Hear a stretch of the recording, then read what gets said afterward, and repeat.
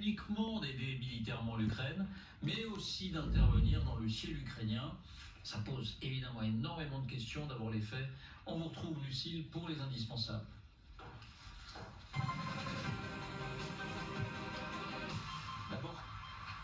D'abord, quelle est cette proposition polonaise ? Elle émane de cet homme, Radzislaw Sikorski, le ministre des Affaires étrangères polonais, c'est-à-dire la première armée d'Europe. Il est interrogé par la presse allemande sur l'idée d'un éventuel bouclier aérien de l'Ukraine par l'OTAN. Et voilà ce qu'il déclare. Oui, nous devrions réfléchir à une zone d'exclusion aérienne au-dessus de l'Ukraine. L'OTAN et l'Union européenne seraient capables de le faire. La Pologne aussi, avec ses alliés. C'est cela qui est nouveau. Il n'est plus question de protéger les frontières de l'OTAN. Il n'est plus question de protéger la Pologne ou les pays baltes. Il est bien question d'envoyer des moyens militaires, en l'occurrence aériens, au-dessus de l'Ukraine elle-même. Attention, il ne s'agit pas de toute l'Ukraine, mais de l'ouest du pays. On détaillera ça dans un instant. Voilà, c'est pas un degré de plus dans notre aide à l'Ukraine. C'est un changement de nature, et cette même idée est avancée simultanément par des voix influentes en France même. Oui, avec cette tribune signée dans Le Monde par Gaïa Ackerman, Oksana Menechuk, Xavier Titelman, Michel Yakovlev ou encore le général Vincent Desportes. Et voilà ce qu'il déclare. L'incursion russe en Pologne marque un tournant.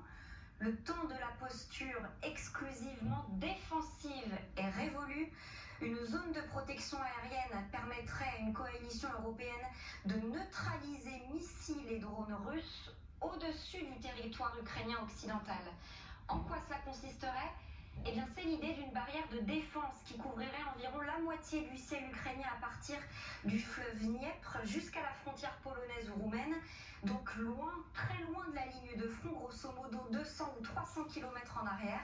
Ainsi, le rôle de ces batteries de défense aérienne serait strictement limité à l'interception des missiles et des drones qui viendraient s'abattre pour l'essentiel dans des zones civiles très reculées. Écoutez le général Michel Yakovlev, suivi de Xavier Titelman. Il s'agit aussi de protéger le poumon économique de l'Ukraine et d'aider au moins l'ouest de l'Ukraine, non pas à connaître la paix, parce qu'il y aura quand même pas mal de drones et de missiles qui passeront, mais au moins à soulager la pression sur une moitié de l'Ukraine. Protégeons les Ukrainiens mieux, parce que du coup, ils servent de filtre. C'est l'Ukraine qui protège l'OTAN aujourd'hui. Est-ce qu'on peut dire que jusque-là, c'était une ligne rouge pour l'OTAN, Lucie ? Oui, tout au début de l'invasion, Volodymyr Zelensky demandait le soutien d'avions de l'OTAN directement sur le sol ukrainien. L'OTAN avait immédiatement balayé l'idée. La France aussi, via Jean-Yves Le Drian, ministre des Affaires étrangères de l'époque. Chaque pays doit fournir des équipements militaires pour soutenir l'armée ukrainienne. La no-fly zone, c'est autre chose, parce que cela veut dire que le ciel ukrainien est protégé contre une pénétration d'avions russes. Et pour faire cela, il faut des avions qui assurent cette sécurité. Et dans ces cas-là, on est belligérant. Est-ce que la Russie a réagi ? Oui, via Dmitri Medvedev, et comme à son habitude, il dénonce un acte de guerre. La possibilité pour les pays de l'OTAN d'abattre nos drones ne signifiera qu'une chose, la guerre de l'OTAN contre la Russie. Dmitri Peskov, le porte-parole du Kremlin, est encore plus clair. L'OTAN est de facto en guerre contre la Russie. C'est une évidence qui ne nécessite aucune preuve. Merci, Lucille. Général, évidemment, on se tourne vers vous. Est-ce que vous seriez favorable à une telle opération ? En premier point, je voudrais distinguer la proposition polonaise de celle de la tribune. Il faut rappeler que les Polonais, quand on parle d'une force qui viendrait en Ukraine après un cessez-le-feu, 7 jours, les maisons sont entièrement recouvertes de lave. Là, ce que l'on voit au niveau de la lave, c'était l'ancienne maison d'Alcindo. On développe ces systèmes-là, pourquoi on n'en a pas ? On revient, alors, pour plusieurs raisons.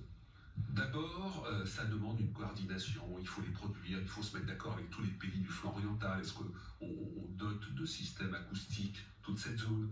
Et puis il y a, je crois, bien que les pays du flanc oriental se mettent en ordre de bataille, se préparent à la guerre, pensent que les Russes un jour vont aller beaucoup plus franchement des attaques sur les pays baltes notamment, mais je crois que les autres pays européens qui sont plus loin du front, ou même l'OTAN, un peu avec son inertie, n'est pas suffisamment réactive parce qu'elle n'a pas fondamentalement intégré la guerre.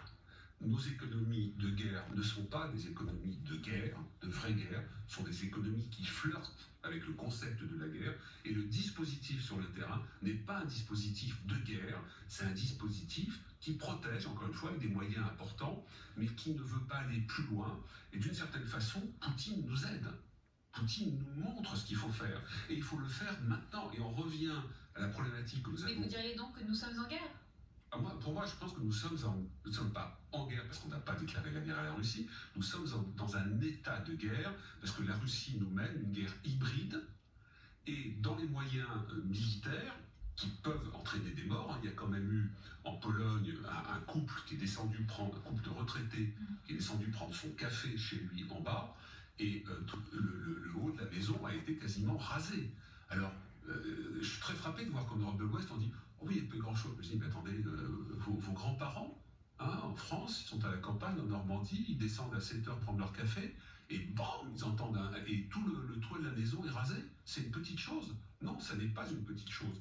Donc, je crois que le pire, le mal, la volonté destructrice de la Russie, on a du mal à l'intégrer. On fait des choses, il y a des mobilisations. Vous avez des groupes de combat de l'OTAN au sol qui ont été constitués autour d'un pays pivot. La France avec autour, par exemple en Roumanie, des forces néerlandaises, des Américains, des Anglais, ailleurs en Pologne avec les Américains, avec d'autres forces. L'opération Sentinelle de l'Est qui a été lancée. Voilà, alors il y a ça pour renforcer. Alors, comment dirais-je, on est dans un continuum de mesures de réassurance du flanc oriental qu'on avait commencé très tôt, notamment à partir de l'invasion de la Crimée et d'une partie du Donbass, et qui permettait, entre parenthèses, chaque année de faire 400 sorties aériennes pour bloquer des avions de combat russes et les raccompagner parce qu'ils étaient en train de flirter avec les espaces aériens. À mon sens, je ne vois pas comment le Kremlin arrêterait là. Le Kremlin, Poutine, n'a pas de succès militaire déterminant sur le terrain. Il grignote, il avance. J'entends des commentaires dire voilà, ils sont dans une position. Non, l'économie russe est en difficulté. Et sur le plan militaire, après 3 ans et demi de vraie économie de guerre pour la Russie, une vraie capacité à faire massacrer les soldats russes sans aucun problème, les gains sont faibles. Ça n'est pas une réussite militaire sur le terrain. Et donc, Poutine joue de différents leviers pour, je dirais, comme on dit, entre guillemets, animer la séquence. Donc on anime une séquence bidon diplomatique en Alaska, tout en continuant à frapper massivement la Russie, on profite de la faiblesse américaine, et puis là, on innove, et puis après vous avez des actions, je dirais, psychologiques sur le théâtre européen, en France par exemple, pour essayer de fracturer les communautés. Donc, en Russie, c'est organisé, vous avez des départements qui réfléchissent, vous avez des créatifs, des militaires, et pas seulement, qui réfléchissent, qui nous analysent, qui suivent nos émissions, qui suivent, Margot, ce que nous sommes en train de nous dire, pour regarder ce qui se passe et agir là-dedans. Nous ne sommes pas assez courageux, nous ne sommes pas assez fermes, nous n'intégrons pas assez suffisamment le fait que nous sommes dans un espace de guerre et qu'il donc il faut avoir le courage de mener des actions de guerre. Les actions de guerre qu'on doit faire dans les semaines et les mois qui viennent, c'est abattre dans le ciel ukrainien tous les vecteurs, missiles de croisière, bombes planantes, missiles balistiques, drones qui pénètrent dans l'espace aérien ukrainien de l'Ouest. Et j'ai beaucoup aimé une réflexion de Madame Domenac, ancienne ambassadrice auprès de l'OTAN, en disant qu'il faut dire à nos opinions publiques que si on fait ça, on ne détruit que des vecteurs de mort dans lesquels il n'y a pas de soldats russes. Ce ne sont que des missiles de mort que l'on détruirait, notamment pour protéger des civils. Est-ce que vraiment ça nous paraît hors de saison, hors de portée? Ma réponse est non. Le problème, c'est est-ce que nous parlons véritablement à l'unisson au sein de l'OTAN, mais même également au sein de l'Europe? Quand on voit que lors de la réponse de l'OTAN, vous avez le chancelier Merz qui dit très clairement la défense antiaérienne otanienne n'a pas fonctionné avec la Pologne. Mais vous avez tout de même un autre discours qui dit bah non, ça a été une réussite. Comment faire en sorte d'avoir une image crédible quand on a ces divisions-là? Je ne sais pas. C'est un peu compliqué. Donc, ce que j'espère, c'est que derrière ces discours un peu flottants, on pose des actes. Et que les pays les plus allants, les plus dynamiques, la France fait partie de ces pays, et les Britanniques aussi, au sein de l'OTAN, les Néerlandais, les Italiens qui étaient dans le ciel de Pologne, il faut absolument que, au-delà des mots, de la difficulté à se mettre d'accord sur un constat, je reconnais que c'est quand même plus simple d'agir quand on parle d'une même voix et qu'on appelle un chat un chat. Ce qui s'est passé en Pologne, c'est un acte de guerre. Ce qui se passe en Lituanie, c'est un acte de guerre. C'est pas parce qu'il n'y a pas 15 000 morts au sol, ou 10 000 morts, ou 100 morts, ce n'est pas un acte de guerre. Et il faut prendre la mesure, et donc il faut rentrer dans cet espace, cet interstice dans lequel nous ne sommes pas suffisamment présents. C'est le rôle notamment d'un amiral français qui exerce un commandement très important au sein de l'OTAN. À Norfolk. Absolument, à Norfolk, le commandement de la transformation, l'amiral Vaujour, qui est ancien amiral commandant, chef d'état-major de la marine, et dont c'est le travail de travailler là-dessus. Alors c'est pas très simple avec les Américains qui sont très présents. Amiral Vendier, non? Vendier, pardonnez-moi, Vaujour c'est l'actuel, excusez-moi. C'est amiral de marine française. Voilà, que j'ai pas vu. Mais il est français, Vendier, Oui. C'est un ancien chef d'état-major de la marine. Merci de me rectifier, parce que j'ai vu l'amiral Vaujour il n'y a pas longtemps, parce que je pensais à lui. L'amiral Vaujour qui explique que la marine russe est en perdition, en mer Noire, en Méditerranée, en Baltique. Donc voilà, donc psychologiquement, il faut sortir de cette réflexion en disant, mon Dieu, que les Russes vont faire, qu'est-ce qu'ils vont faire pour agir, prendre l'initiative et avoir le courage. Pierre Servan, c'est d'ailleurs l'armée qui nous ouvre ses portes ce soir. Nous vous invitons en immersion à bord du porte-avions Charles de Gaulle, l'occasion de montrer le drapeau et la détermination de la France à protéger ses intérêts sur les 5 océans. Regardez ces images, c'est ce soir sur LCI, ce grand reportage en immersion à bord du Charles de Gaulle.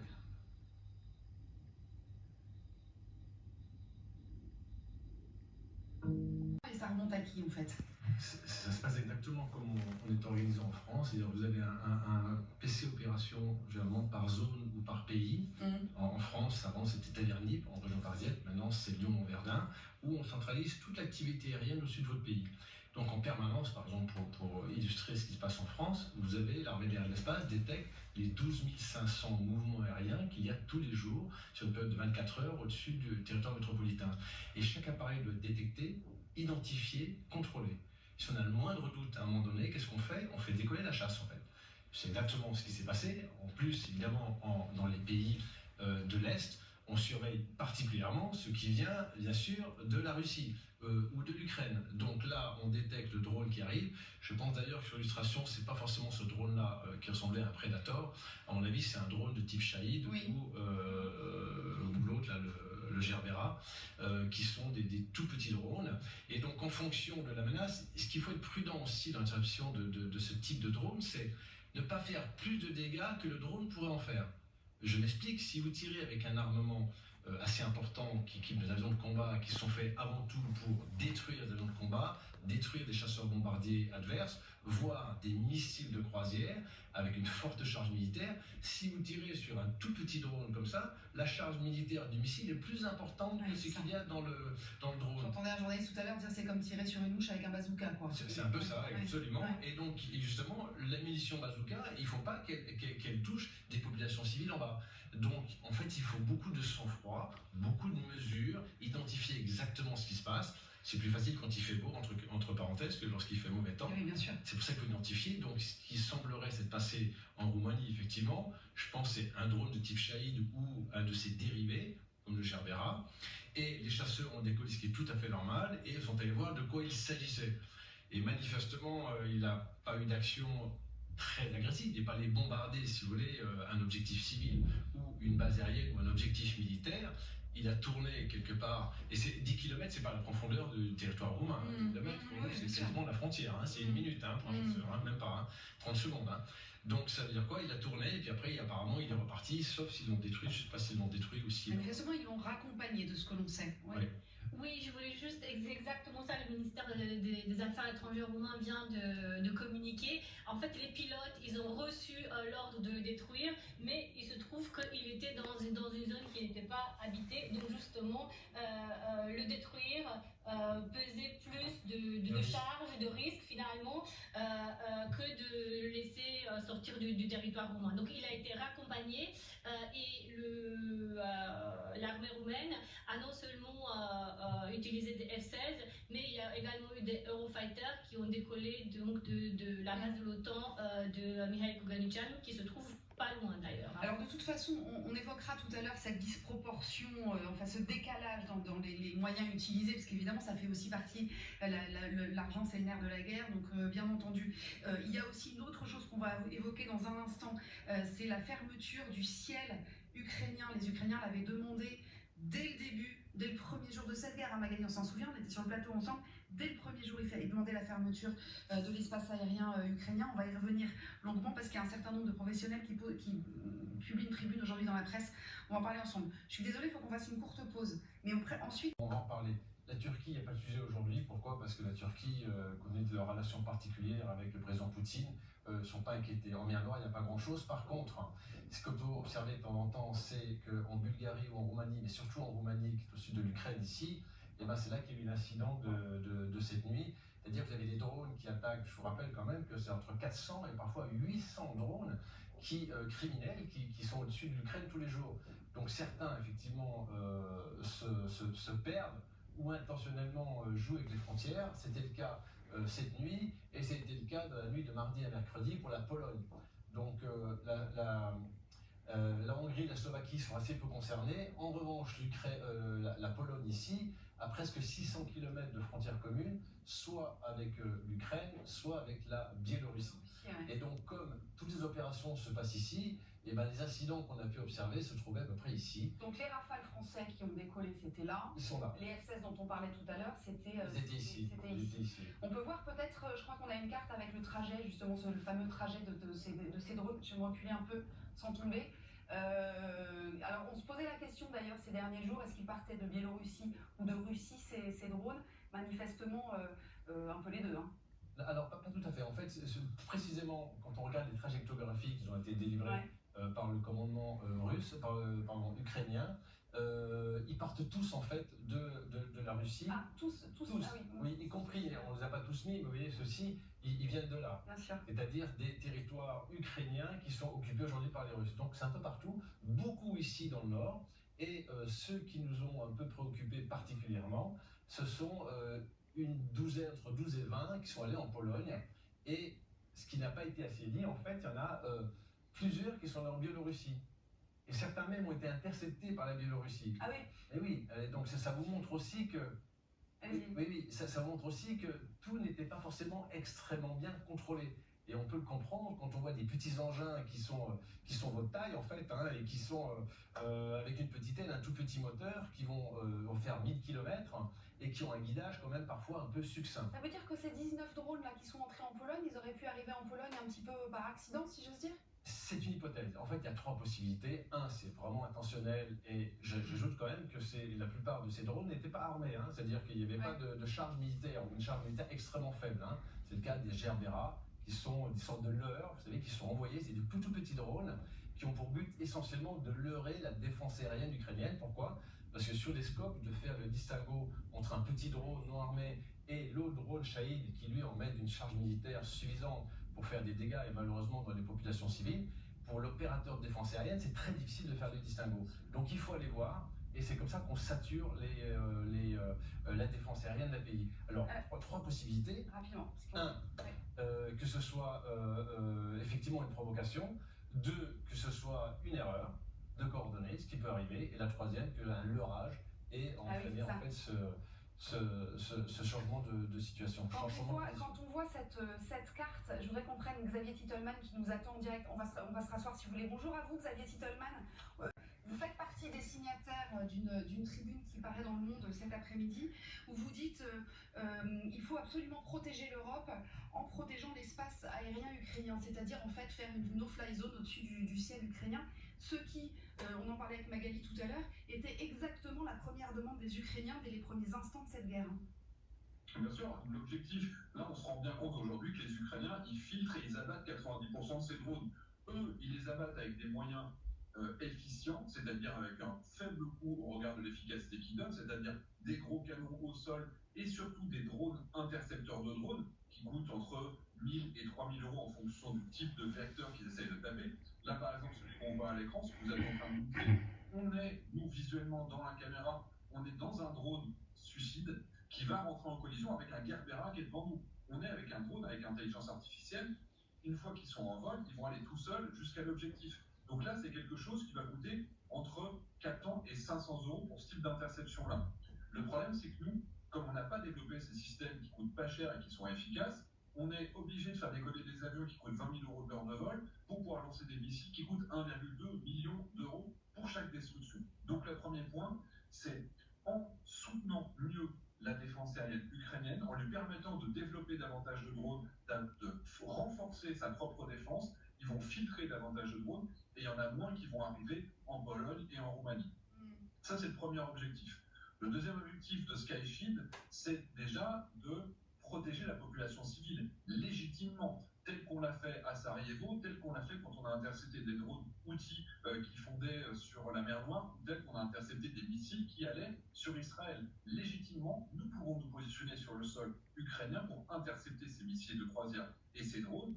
Et j'ajoute un élément important, on resterait dans les 200-300 km de la frontière avec la Pologne et la Roumanie, afin de ne jamais être en contact avec les Russes. C'est-à-dire qu'on ne peut pas abattre un avion de chasse russe, et de la même manière, si nos avions basés en Pologne allaient en Ukraine intercepter un missile de croisière et revenaient, ils ne se remettraient pas non plus en danger, puisqu'ils n'iraient pas jusqu'à la portée des systèmes de défense aériens russes.